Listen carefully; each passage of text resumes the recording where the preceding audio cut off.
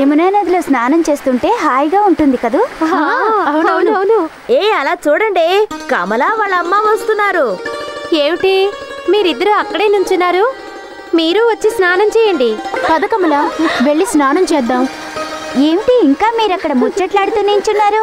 రండి, త్వరగా రమ్మంటున్నాగా. కమలా రా.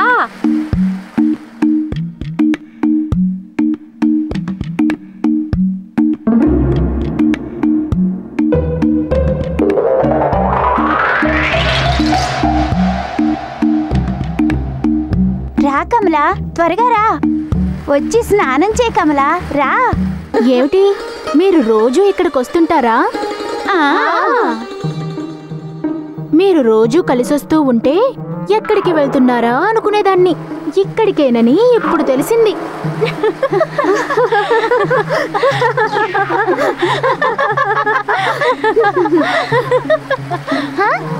ఇదేంటి అమ్మా? అమ్మా, ఏమిటే ఎందుకలా అరుస్తున్నావు? విషయం ఏంటో చెప్పు. అలా ఒకసారి చూడండి, మన బట్టలు ఏమయ్యాయో కనిపించడం లేదు. ఎవరైనా ఇక్కడికి వస్తారని నేను ముందే చెప్పాను కదా, మీరు నా మాట వినలేదు. ఇప్పుడు చూడండి ఏం జరిగిందో. లేదు, అయ్యో, ఇది ఖచ్చితంగా ఆ కృష్ణుడి పనే అయ్యుంటుంది. కృష్ణుడు చేసింటాడా? ఇంకెవరు చేస్తారు? నువ్వు చెప్పింది నిజమే. ఆ చెట్టు పైన చూడండి, మన బట్టలు కొమ్మకి వేలాడదీసి మురళి వాయిస్తూ కూర్చున్నాడు. కృష్ణ, దయచేసి మా బట్టలు ఇవ్వు. కృష్ణ, దయచేసి మా బట్టలు ఇవ్వు. కృష్ణ, కృష్ణ, మా బట్టలు ఇవ్వు. కృష్ణ, దయచేసి మా బట్టలు ఇవ్వు. కృష్ణ, నన్ను మీరు క్షమాపణ అడగండి. క్షమాపణ? మేమెందుకు క్షమాపణ అడగాలి? మీరు మా అమ్మకు నా గురించి ఎప్పుడూ లేనిపోనివి చెప్తుంటారుగా, అందుకు. నీ అల్లరి మాటలు కట్టిపెట్టి ముందు బట్టలేవో.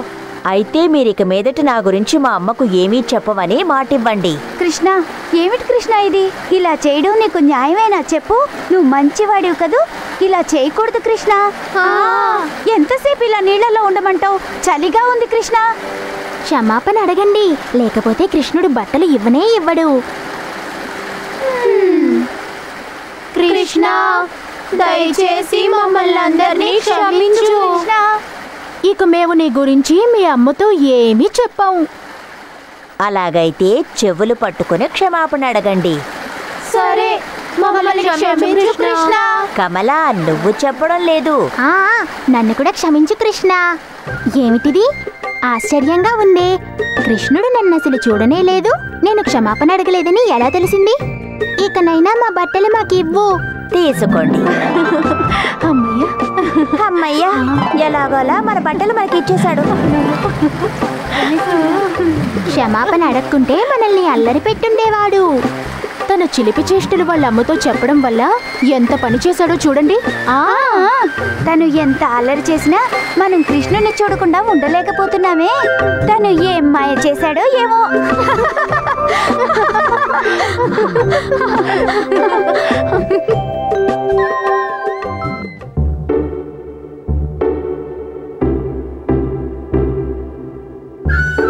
మనం ఎన్నిసార్లు చెప్పినా యశోద చెప్పినా నమ్మడమే లేదు. మనం కృష్ణుడి మీద నిజమని నమ్మట్లేదు. చూడు, మనం ఎంత చెప్పినా అసలు నమ్మడం లేదు. అవును, ఏం చేస్తాం? కృష్ణుడు మంచిగా చెబుతుంటే అసలు మాటే వినడం లేదు. ఇవాళ 4 తగిలిస్తే అప్పుడు వింటాడు. వాళ్ళందరూ అమ్మతో మళ్ళీ ఏవైనా చెప్పుంటారా? అమ్మా, అమ్మా, ఏమిటో చెప్పు నాయనా. నాకు ఆకలిగా ఉంది. నీకేమీ నేను పెట్టదలుచుకోలేదు. నీ వల్ల నేను మాటలు పడుతూ ఉన్నాను. నిన్నటి వరకు అందరి కుండలు పగలగొట్టేవాడివి, వెన్న దొంగలించేవాడివి, అల్లరి చేసేవాడివి. కానీ ఇవాళ నువ్వు చేసిన పనేమిటి?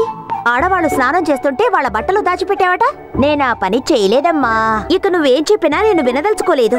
నీకు నేనేమీ పెట్టను. ఏమిటి, నన్ను మరీ ఇలా ఇరకాటంలో పెట్టారు? అమ్మకు నా గురించి ఏమీ చెప్పవని మాటిచ్చి ఇలా చేశారేమిటి? నేనేమో వాళ్ళ మాటలు నమ్మి పోనీలే అని బట్టలు ఇచ్చేశాను. వాళ్ళు మరోసారి ఇలా చేయకుండా ఉండేలా సరైన గుణపాఠం చెప్పాలి. అమ్మా, అమ్మా, నేను నీతో మాట్లాడను. పో, ఎక్కడికైనా వెళ్ళి వెన్న బట్టలు దొంగలించు. అమ్మకు నిజంగానే నా మీద కోపం వచ్చింది. కాసేపట్లో ఆ కోపం చల్లారిపోతుంది. ముందు తినడానికి ఉందో చూడాలి. సరే సరే, ఇలా ఆకలితో అల్లాడడం నా వల్ల కాదు.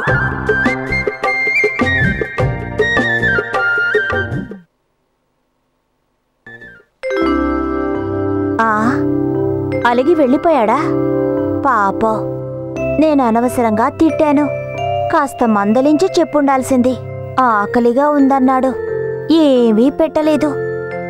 ఇంతకీ ఎక్కడికి వెళ్ళుంటాడు? కృష్ణా, కృష్ణా! దొంగ, పోనీలే, వెన్న తిన్నట్టున్నాడు. ఆకలితో ఎలా ఉంటాడా అనుకున్నాను. కృష్ణా, కృష్ణా, కృష్ణా, కృష్ణా, కృష్ణా, నా చిన్ని కృష్ణ. బాగానే ఉంది. ఇదేమిటి? నీ గురించి తెలుసుకుని నేను బాధపడుతున్నాను, నువ్వేమో ఇక్కడ కోతులకు వెన్న పెడుతున్నావా? ఉండు, నీ పని చెప్తాను. అమ్మా అమ్మా, నా మాట విను, దయచేసి నా మాట వినమ్మా.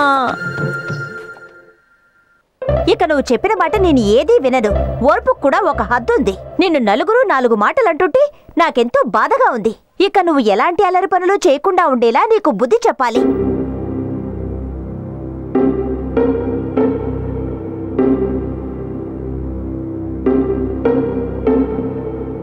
ఎందుకమ్మా నన్నెందుకిలా కట్టిపడేస్తున్నావు?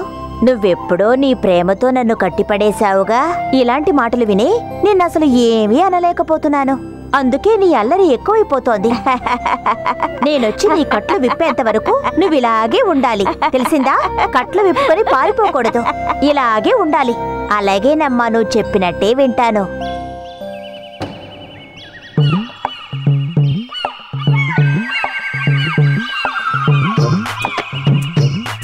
అమ్మ నాకు చెప్పింది ఈ కట్లు విప్పుకోకూడదనేగా. అంచేత ఇలాగే బయటకు వెళ్ళొచ్చుగా.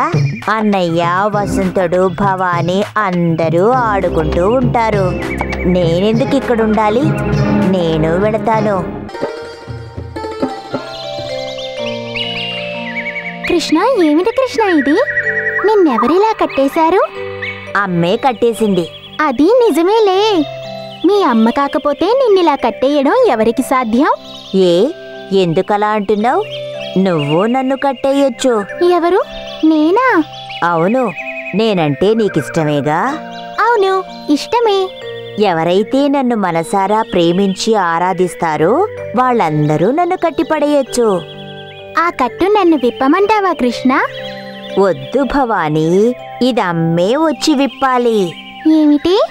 అవును, అమ్మే తనకు తానుగా వచ్చి ఈ కట్లు విప్పుతుంది. అయితే సరే.